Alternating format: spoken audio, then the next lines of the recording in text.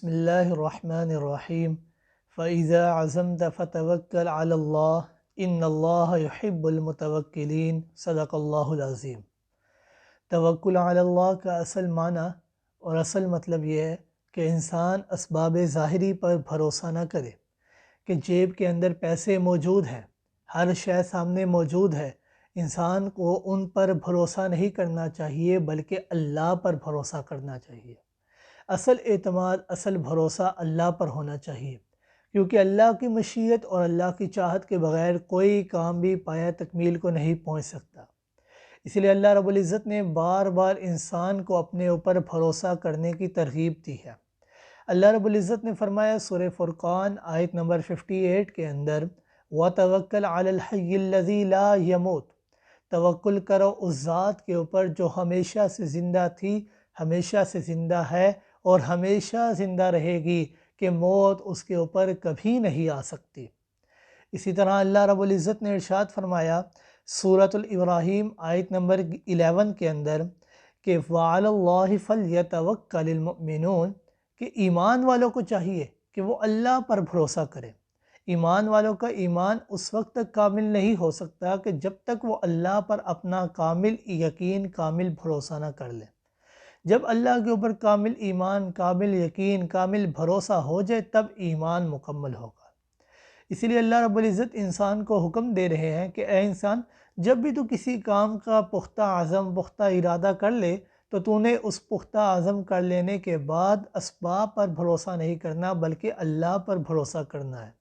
اللہ رب العزت نے ارشاد فرمایا سورہ آل عمران آیت نمبر 159 کے اندر فَإِذَا عَزَمْتَ فَتَوَكَّلْ عَلَى اللَّهِ إِنَّ اللَّهَ يُحِبُّ الْمُتَوَكِّلِينَ، کہ جب تم کسی کام کو پختہ عزم کر لو، پختہ ارادہ کر لو تو اللہ پر بھروسہ کرنا ہے، کسی ظاہری سبب پر بھروسہ نہیں کرنا، کیونکہ اللہ رب العزت توکل کرنے والوں کو بہت پسند کرتے ہیں۔ وَمَن يَتَوَكَّلْ عَلَى اللَّهِ فَهُوَ حَسْبُهُ، جو اللہ پر بھروسہ کرتا ہے اللہ اس کے لیے کافی ہو جاتے ہیں۔ آیات کے اندر اللہ رب العزت بار بار انسان کو حکم دیتے ہیں کہ میرے اوپر بھروسہ کرو۔ اسی طرح جناب محمد الرسول اللہ صلی اللہ علیہ وآلہ وسلم بھی اپنی روایات کے اندر انسان کو یہی سکھا رہے ہیں کہ اللہ پر تم نے بھروسہ کرنا ہے، کسی پیر و مرید کے اوپر نہیں، کسی بندے کے اوپر نہیں، کسی دم درود کے اوپر نہیں، کسی تعویذ کے اوپر نہیں، بلکہ اللہ پر بھروسہ کرو۔ صحیح بخاری اور صحیح مسلم کی متفق علیہ روایت ہے۔ صحیح بخاری کی حدیث نمبر ہے 5752 اور صحیح مسلم کی حدیث نمبر ہے 527 کہ حضرت ابن عباس رضی اللہ تعالیٰ عنہ سے یہ روایت مروی ہے کہ جناب محمد الرسول اللہ صلی اللہ علیہ وآلہ وسلم فرماتے ہیں کہ کل قیامت کے دن میری امت، ان کی ایک جمع غفیر ہوگی، ان کی تعداد بہت زیادہ ہوگی، ایک بہت بڑا جمع غفیر ہوگا، لیکن ان میں 70,000 لوگ ایسے ہوں گے کہ جو بغیر کسی سوال و جواب، بغیر کسی عذاب کے جنت میں داخل ہو جائیں گے۔ آپ صلی اللہ علیہ وآلہ وسلم نے یہ جملہ ارشاد فرمایا اور اپنے گھر تشریف لے گئے۔ صحابہ اکرام پیچھے بیٹھے آپس میں بحث مباحثہ انہوں نے شروع کر لیا کہ وہ 70,000 لوگ کون ہوں گے، کہ بعض نے کہا کہ شاید یہ وہ لوگ ہوں گے جنہوں نے ایمان کی حالت میں جناب محمد الرسول اللہ صلی اللہ علیہ وآلہ وسلم کی صحبت کو اختیار کیا۔ بعض نے کہا شاید یہ وہ لوگ ہوں گے کہ جنہوں نے اللہ کے ساتھ شرک نہ کیا ہو۔ بعض نے کچھ کہا، بعض نے کچھ کہا۔ جناب محمد الرسول اللہ صلی اللہ علیہ وآلہ وسلم کچھ دیر کے بعد تشریف لے کر آئے۔ آپ صلی اللہ علیہ وآلہ وسلم نے پوچھا کہ تم کس بارے میں بحث کر رہے ہو؟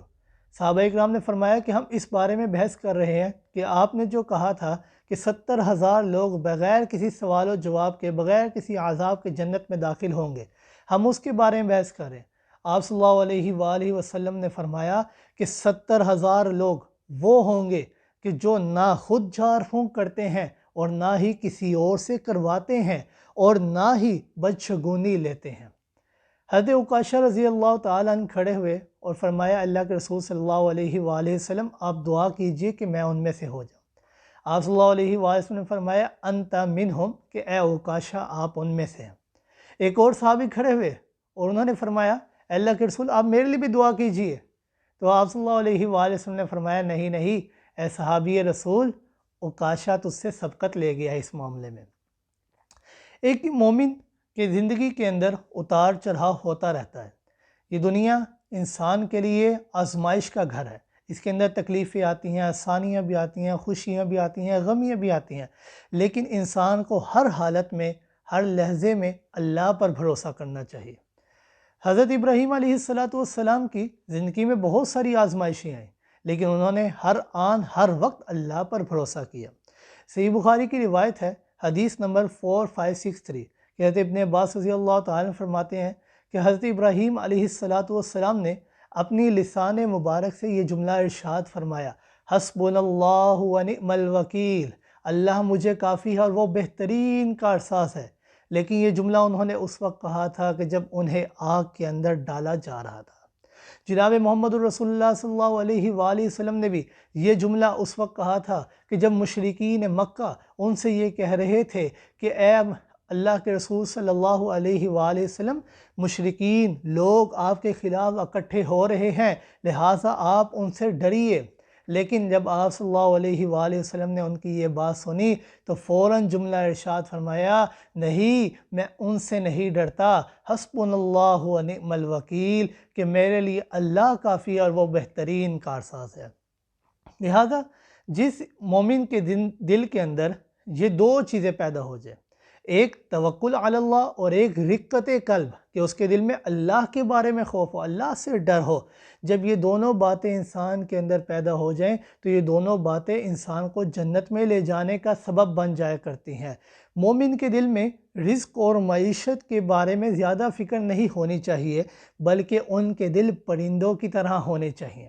جس طرح ایک پرندہ، حضرت عمر رضی اللہ تعالیٰ عنہ سے روایت ہے کہ حضرت عمر رضی اللہ تعالیٰ عنہ فرماتے ہیں، سنن ترمذی کی روایت حدیث نمبر 2344، کہ وہ فرماتے ہیں کہ ایک دفعہ آپ صلی اللہ علیہ وآلہ وسلم نے فرمایا کہ انسان کو اللہ پر بھروسہ، اللہ پر توکل اس طرح کرنا چاہیے جس طرح توکل کرنے کا حق ہے۔ یعنی اگر انسان اللہ پر اس طرح بھروسہ کرے جس طرح پرندے کرتے ہیں۔ کس طرح کرتے ہیں پرندے؟ کہ وہ اپنے لیے کسی کھانے کو جمع نہیں کرتے، اپنے رزق کو جمع نہیں کرتے، بلکہ روز صبح خالی پیٹ اپنے رزق کی تلاش کے لیے نکل کھڑے ہوتے ہیں اور شام کو شکم سیر ہو کر واپس لوٹ آتے ہیں۔ لہذا انسان کو اللہ پر بھروسہ پرندوں کی طرح کرنا چاہیے۔ بندوں پر بھروسہ نہ کرو، اللہ پر بھروسہ کرو، کیونکہ جو اللہ پر بھروسہ کرتا ہے اللہ اس کے لیے کافی ہو جاتا ہے، اللہ اس کے لیے حامی و ناصر بن جایا کرتا ہے۔ لہذا اللہ پر بھروسہ کرنا چاہیے اور کسی پر نہیں۔ وما علینا الا البلاغ۔